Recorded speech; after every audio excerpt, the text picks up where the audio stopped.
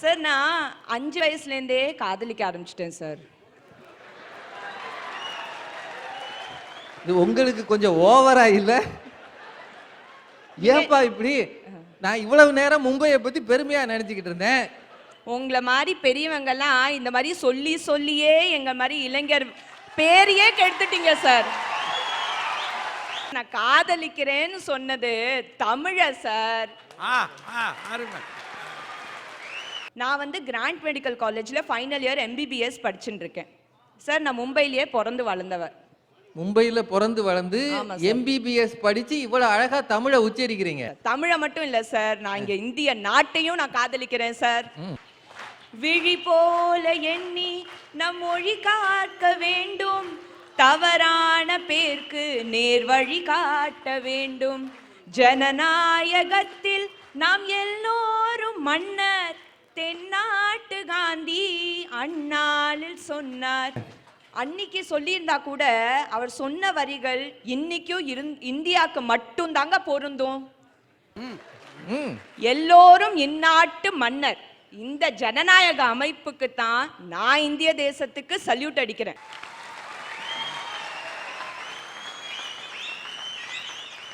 ரம் ரம் சம்சம் வெட்டு வெட்டு குத்து குத்து அடி இடி நின்ற உச்சி முடி முதல் எடுத்து சிலாவற்ற அடிச்சு பாதாளத்தில் இறக்கி நிக்கே சிவாயகா என்று வரைஞ்சா என்ன விளையாட்டா? இப்ப நீங்க என்ன மொழியில பேசுனீங்க சார? நீங்க எல்லாம் காணிக்காரன், காட்டுவாசி, ஆதிவாசி, பழங்குடியினர் எல்லாம் பறையும் இல்லையா? அந்த ஆதிவாசின்னு பறையின சமுதாயத்திலிருந்து நான் வந்திருக்கேன். என்னுடைய பெயர் சுரேஷ் சாமியார் காணி. சரி. கன்னியாகுமரி மாவட்டத்தினுடைய காடுகள் நிறைந்த சோலையில் கடுவாய் புலிகள் கூட்டத்தில் விலங்குகளோடு கூட்டு சேர்ந்து வாழ்கிற ஒரு சமுதாயத்திலிருந்து வந்திருக்கேன் சார். மந்திரவாதி என்பார் சொன்ன மாத்திரத்திலே மன கிளி பிடிப்பார் எந்திர சூனியங்கள் இவர்கள் வாழ்வில் எத்தனை துயரோ என்று நாட்டு பாரதி பாடினான். மந்திரமும் தந்திரமும் மக்களுடைய மனநிலையை பொறுத்தது.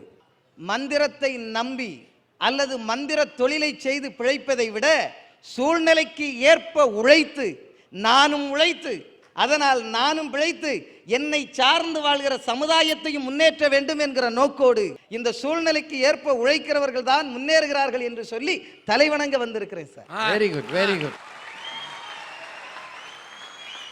நாட்டினுடைய பிரதமர் மன்மோகன் சிங் அவர்கள் வந்து ஒரு சீக்கிய மதத்தை சார்ந்தவர். ஆமா. நம்ம குடியரசுத் தலைவர் அப்துல் கலாம் ஒரு இஸ்லாமிய மதத்தை சார்ந்தவர். ஆமா. சேர்பர்சன் ஒரு முக்கியமான பதவி இருக்கு. அந்த பதவிக்கு வந்து திருமதி சோனியா காந்தி அம்மையார் அவர்கள் ஒரு கிறிஸ்துவ மதத்தை சார்ந்தவர்கள். ஆனா நம்ம இந்தியாவில் கிட்டத்தட்ட 83% மக்கள் இந்து மதத்தை சார்ந்தவர்கள். உலகத்துல நீங்க வேற எந்த ஒரு நாட்டிலையும் இப்படி ஒரு சிறுபான்மை மதத்தை சார்ந்தவர்கள் இப்படி முக்கியமான பதவிகளை பார்க்கவே முடியாது, சாத்தியமும் இல்லை. அது இந்தியாவில் சாத்தியமாகிறதுக்கு ஒரே காரணம் நம்மிடம் உள்ள வேற்றுமையில் ஒற்றுமை தான். இந்த வேற்றுமையில் ஒற்றுமைக்காக தான் இந்த தேசத்திற்கு நான் சல்யூட் அடிக்க விரும்புகிறேன். இந்திய தேசத்தில்தான் தகுதியும் திறமையும் எவரிடம் இருந்தாலும் அவர் மதம், இனம், மொழி எதையும் பாராமல் மிக உயர்ந்த பதவிக்கு அவரை உயர்த்தி வைத்து அழகு பார்க்கிற பக்குவமும் சகிப்புத்தன்மையும் நேர்மையும் பெருந்தன்மையும் இருக்கிறது என்பதை இந்த புள்ள அழகா சொல்லியிருக்கிறார். ஐயா, ஈஜிப்டுக்கு போனா பிரமிடை பார்க்கலாம், சைனாவுக்கு போனா பெருஞ்சுவரை பார்க்கலாம், இட்டலிக்கு போனா பீசா கோபுரம் பார்க்கலாம், ரோம் போனா கொலாசியம் பார்க்கலாம். இதெல்லாம் உலக அதிசயம். ஐயா, என்ன திடீர்னு எந்திரிச்சிட்டீங்க? அவங்க என்ன சொல்லி முடிக்கல சாமி. முடிக்கப்படாதுன்னு தானே எந்திரிச்சிருக்கேன். அதாவது அந்த அக்கா ஒரு விஷயம் சொன்னாவ, அங்க போனா அதை பார்க்கலாம், அங்க போனா இதை பார்க்கலாம், எங்க போனா எதை பார்க்கலாம்னு எல்லாத்தையும் சொன்னாவ. ஆனா இந்தியாவில் மட்டும்தான் ஸ்டவ் அடிக்கிறத பார்க்கலாம், அதை சொல்லல. அவ சொன்னதை திரும்ப சொல்ல சொல்லுங்க. அதெல்லாம் வேண்டாம், அவங்க சொல்லி முடிக்கட்டும். விட மாட்டேன், சொல்ல சொல்லுங்க. இது என்ன சின்ன பிள்ளைத்தனமா இருக்கு? அப்புறம் அழுதுருவேன். ஐயோ, எப்படி அம்மா சொல்லுங்க. சொல்லுங்கம்மா. ஈஜிப்டுக்கு போனா பிரமிடை பார்க்கலாம், உலக அதிசயம். சைனா போனா பெருஞ்சுவரை பார்க்கலாம், உலக அதிசயம். இட்டலி போனா பீசா கோபுரம் பார்க்கலாம், உலகத்துல அதிசயம். ரோம் போனா கொலாசியம் பார்க்கலாம். அதிசயம் அம்மா, அதிசயம். இந்தியாவுக்கு வந்தா கோவிலா இருக்கிற குடும்பங்களை பார்க்கலாம் ஐயா. உலக நாட்டெல்லாம் இது அதிசயம், இந்தியால மட்டும்தான் குடும்பம் கோயிலா இருக்குது அபூர்வமான அதிசயம். எங்க கோயிலா இருக்கு? ஒரு வீட்டுக்கு சென்சஸ் எடுக்க போனாங்க. எது எடுக்க? இந்த வாஷிங் மிஷின், மிக்ஸி, கிரைண்டர்லாம் என்னென்ன கம்பெனின்னு பாக்குறதுக்காக 2 பேர் போனாங்க. சரி. உங்க வீட்டுல வாஷிங் மிஷின் இருக்கா? இருக்கு. என்ன கம்பெனி? முத்தையா. முத்தையாவா? கிரைண்டர் இருக்கா? இருக்கு. என்ன கம்பெனி? முத்தையா. என்னையா புது கம்பெனியா இருக்கு? மிக்ஸி இருக்கா? இருக்கு. என்ன கம்பெனி? முத்தையா. ஏம்மா எங்க இருக்கு? அண்ணா ஈச்சர்ல படுத்து கிடக்கு பாருங்க. இதாயா குடும்பம் கோயிலு. அது வீட்டுக்காரர் பேரை அப்படி சொல்லி இருக்கிறாங்க. வீட்டுல அவர்தான் கிரைண்டர், அவர்தான் மிக்ஸி, அவர்தான் வாஷிங் மிஷின். அவர்தான் முத்தையா. முத்தையா சரியா? அவர்தான் குடும்பத்து சொத்தையா. ஐயா உட்காருங்க ஐயா. சாதாரணமாக இந்தியாவில் இருக்கக்கூடிய கோவில் போன்ற குடும்பங்கள் உலகத்திற்கு அதிசயம் என்று சொல்ல அருமை அருமை அருமை. சார், நம்ம நாட்டுல 7 முக்கியமான மதங்கள் இருக்கு. இந்து மதம், இஸ்லாமிய மதம், கிறிஸ்தவ மதம், ஜெயின மதம், புத்த மதம், சீக்கிய மதம், பிற பாசிகளோட ஜொராஸ்ட்ரியன் மதம். 7000க்கு மேல ஜாதி இருக்கு. அதுல சப்காஸ்ட் கூட இருக்கு. 30 முக்கியமான மொழி இருக்கு. 30 மாநிலம், 7 யூனியன் பிரதேசம். இதெல்லாம் சேர்த்து பாருங்க சார். இதுதான் சார் இந்தியா. நான் இந்த வேற்றுமையில் ஒற்றுமைக்கு தான் சல்யூட் அடிக்க வந்திருக்கேன். இத்தனை மொழி, இத்தனை பிரிவுகள், இவ்வளவு பெரிய நாடு, ஆனாலும் ஒற்றுமையாக இருக்கிறது என்றால் அதற்காக சல்யூட் அடிக்கணும்னு சிவபாக்கியம். அடிங்கம்மா சல்யூட்டு. பேரறிஞர் அண்ணா சொல்றாரு, இலங்கை கடல்ல ஏன் உப்பு சத்து அதிகமா இருக்கு தெரியுமா? எங்களுடைய ஈழத் தமிழர்கள் உழைப்பில் சிந்திய வியர்வையால் உப்பு சத்து அதிகமா இருக்குன்னு சொன்னாரு. உலகத்துல எந்த இடத்துல போனாலும் ஒரு தீவை கூட விடாம இந்தியன் இருக்கானா அவன் உழைப்புக்கு மரியாதை தானே. கல்ஃப்ல எல்லாம் பாத்தீங்கன்னா 50 டிகிரி வெயிலையும் உயரமா சாரங்கட்டி நம்மால் வேலை பார்த்துட்டு இருப்பான். 50 டிகிரி வெளியில சுட்டரிக்கிற வெயில் மயங்கி பொத்து பொத்துன்னு விழுகிறவங்கள நான் பார்த்துருக்கிறேன். ஆனாலும் அங்கே இருந்து கொண்டு தன் குடும்பத்தை எண்ணி கொஞ்சமும் சலித்து கொள்ளாமல் உழைக்கிற உழைப்பு இந்தியர்களின் உழைப்பு. நாம அங்கு போய் வேலை பார்த்தது போய் இங்க அவங்க வந்துட்டாங்க. பன்னாட்டு முதலீடுகள் எல்லாம் இந்தியாவில் பெருகி இருக்கிறது காரணம் என்ன நினைக்கிறீங்க? நம்ம கிட்ட மூளை இருக்கு, உடல் உழைப்பு இருக்கு, தொழில் திறமை இருக்கு, எல்லாமே இருக்கு. அதனாலதான் பில்கேட்ஸ் இன்னைக்கு கும்மிடி பூண்டி வரைக்கும் போறதுக்கு தயாரா இருக்காருன்னா நம்மளுடைய தொழில்நுட்ப அறிவு.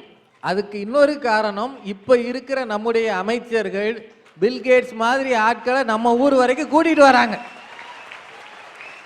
சாதாரண பேப்பர்ல கார்பனை வச்சு அம்மான்னு எழுதுனா அம்மான்னு வரும், அண்ணன்னு எழுதுனா அண்ணன்னு வரும், உழைப்புன்னு எழுதினா இந்தியன்னு வரும்.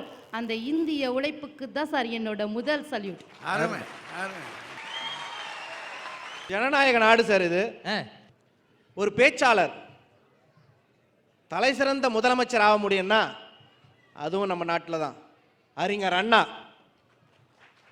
ஒரு படிக்காத மாமேதை முதலமைச்சர் ஆக முடியும்னா அதுவும் நம்ம நாட்டில் தான். கரும வீரர் காமராஜர்.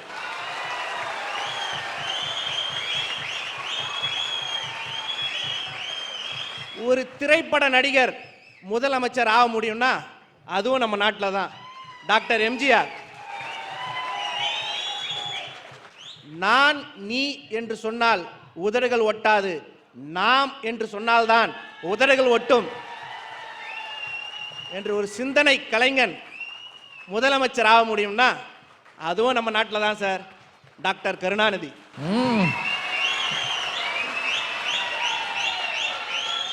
ஜனநாயக உரிமை இந்தியாவில் அதிகமாக இருக்கிறது. கண்டிப்பா இருக்குது ஐயா. அதற்காக தலை வணங்குகிறீர்கள். கண்டிப்பா சல்யூட் அடிக்கிறேன்.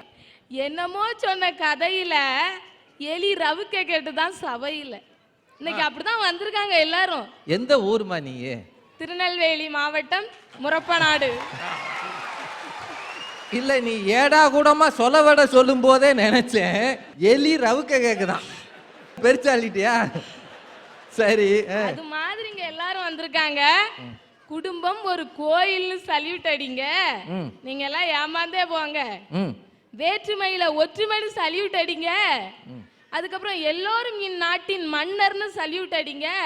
நாமெல்லாம் உழைத்து பிழைத்து எங்கேயும் எப்போதும் சந்தோஷமா இருக்கும்னு சல்யூட் அடிங்கன்னு சொன்னா நான் சொல்றதுக்கு கண்டிப்பா சல்யூட் அடிச்சே ஆகணுங்க. இன்னைக்கு உலக அளவுல நாம எய்ட்ஸ்ல 2வது இடத்துல இருக்கிறோங்க. இதுக்காக ஒரு சல்யூட் அடிங்க. ஊழல்ல உலக அளவுல டாப் 10ல நாம ஒண்ணு. எவ்வளவு சந்தோஷமான விஷயம். சூப்பர் ஸ்டார் மாதிரி ஒரு வாங்கி சல்யூட் அடிங்க. மக்கள் தொகையில வேகமா முதலிடத்தை நோக்கி முன்னேறிட்டு இருக்கோங்க. அதுக்காக ஜோரா கைத்தட்டி ஒரு சல்யூட் அடிங்க. இதுக்கெல்லாம் சல்யூட் அடிக்க வந்திருக்கிற நீங்க அறிவாளியா முட்டாளா? ஒரு சின்ன பொண்ணு இவ்வளவு பெரிய கூட்டத்துல சல்யூட் அடிக்கிற நீங்க அறிவாளியா முட்டாளான்னு கேட்கிற அளவு துணிச்சல் இருக்கும்னா அதை கொடுத்தது இந்த ஜனநாயகம் தானே. அந்த ஜனநாயகத்துல இந்த உரிமை இல்லாமலே இருக்குன்னு எத்தனையோ பேருக்கு இருக்கு. அதை சொல்றதுக்காக வந்திருக்கேன். Very good. பேரு திரு தேத்தார் சிங். இவருக்கு தமிழ் தெரியாது. இவர் கையில ஒரு இசைக்குழு இருக்கு. அந்த இசைக்குழுவில் தமிழ் பாட்டை இவர் பாடுகிறார்.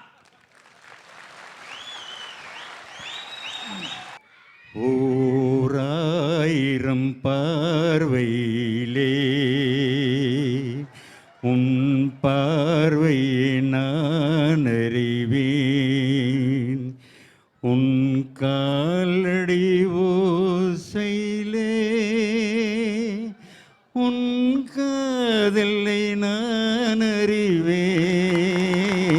ஓராயிரம் பார்வையிலே அடி என்னடி ரம்ம பல்லாக்கன் எழுப்பு என் நெஞ்சு குலுங்கிதடி. சிறுகானடி முக்குத்தி மாணிக்க சிவப்பு மச்சானே இயக்கிதடி. அடி என்னடி ராக்கு அடி என்னடி ராக்கம்ம பல்லாக்கன் எழுப்பு என் நெஞ்சு குலுங்கிதடி. சிறு கண்ணாடி முக்குத்தி மாணிக்க சிவப்பு மச்சானே இயக்கிதடி. அரு பிப்பி டும் டும் டும் பிப்பி டும் டும் டும் பிப்பி டும் டும் டும் டும் டும். அரு பிப்பி டும் டும் டும் பிப்பி டும் டும் டும் டும் டும். தேங்க்யூ.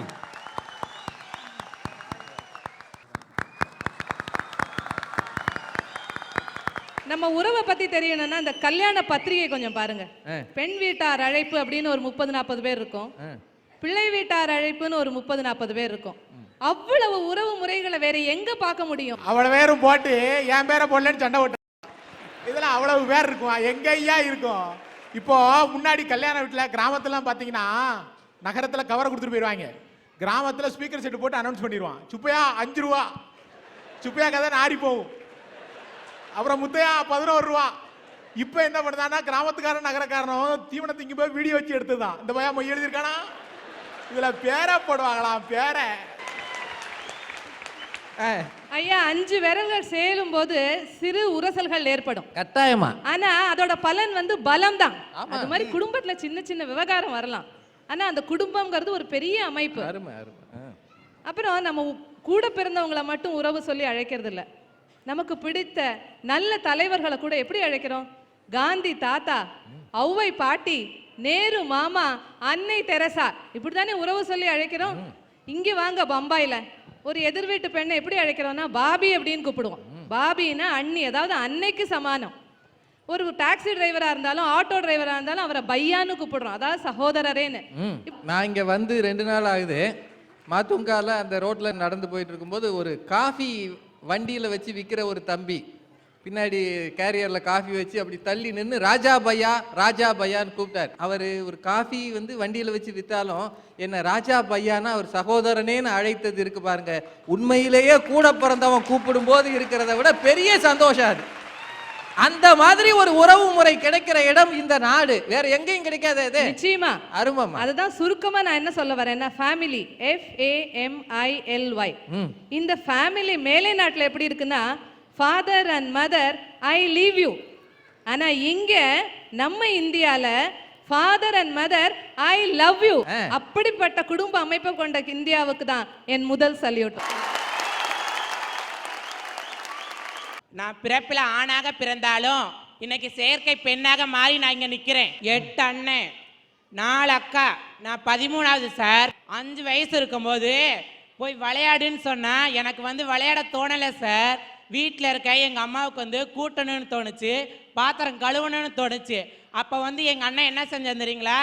என் எடை சரியில்லைன்னு என் இடையில சூடு பட்டான், என் கை பாவனை சரியில்லைன்னு கையில் சூடு பட்டான், என் கால் சரியில்லைன்னு என் கால் தொடையில சூடு பட்டான், என்னோட பேச்சு சரியில்லைன்னு என் வாயில சூடு பட்டான் சார். +2 படிச்சுட்டு எனக்கு அதுக்கு மேலே படிக்கணும்னு ஆசை இருந்துச்சு.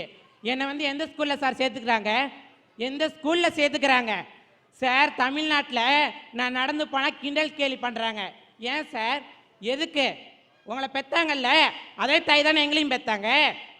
ஏன் உங்களுக்கு உணர்வு இருக்கிற மாதிரி எங்களுக்கு இருக்காதா சார்? இன்னைக்கு நாங்கள் உள்ளத்தால் அழுதாலும் இன்னைக்கு நான் உதட்டால சிரிக்கிறேன் சார். இன்னைக்கு பம்பாயில் என்னை பெத்த தாய்க்கு மேல் ஒரு படி மேலே வச்சு இன்னைக்கு காப்பாற்றின ஒரு தாய் சார்.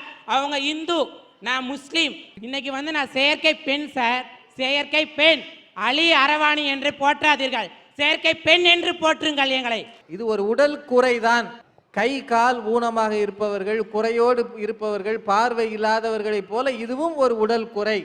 அவர்களையெல்லாம் மதிக்கிற, பரிதாபத்தோடு பார்க்கிற இந்த சமூகம் உங்களையும் அதே கரிசனையோடு பார்க்க வேண்டும் என்று இந்த அரட்டை அரங்கம் இந்த மக்கள் மத்தியிலே ஒரு வேண்டுகோளை வைக்கிறது. இது உங்களுக்கு மட்டும் நேர்ந்ததல்ல. உலக அளவில் ஏசியன் கேம்ஸில் போய் விளையாடி வெள்ளி பதக்கம் வாங்கிய ஒரு பெண், சாந்தின்ற ஒரு பெண், பதக்கம் வாங்கின பிறகு ஆனா பெண்ணான்னு கேட்டான் நம்மால். அந்த சூழ்நிலையிலும் மனம் ஒடிந்து போகக்கூடாது என்று தமிழக அரசாங்கம் அந்த பெண்ணுக்கு 15 லட்சம் ரூபாய், மிகப்பெரிய விஷயம் அது, 15 லட்சம் ரூபாயை கொடுத்து ஓடியது ஆனா பெண்ணா என்று கேட்காதீர்கள். ஓடிய உடம்புக்குத்தான் மரியாதை, அது தமிழ் உடம்பு என்று சொல்லியதற்காக இந்த அரட்டை அரங்கம் தமிழக அரசாங்கத்துக்கு நன்றி சொல்லுகிறது. உங்களை போன்ற பலர் இருக்கிறார்கள் நாட்டில். வேற்றுமையில் ஒற்றுமை பேசுகிறீர்களே, இதுவும் ஒரு வேற்றுமை என்றால் இதிலும் ஒற்றுமையை காட்ட வேண்டியது உங்கள் கடமை அல்லவா?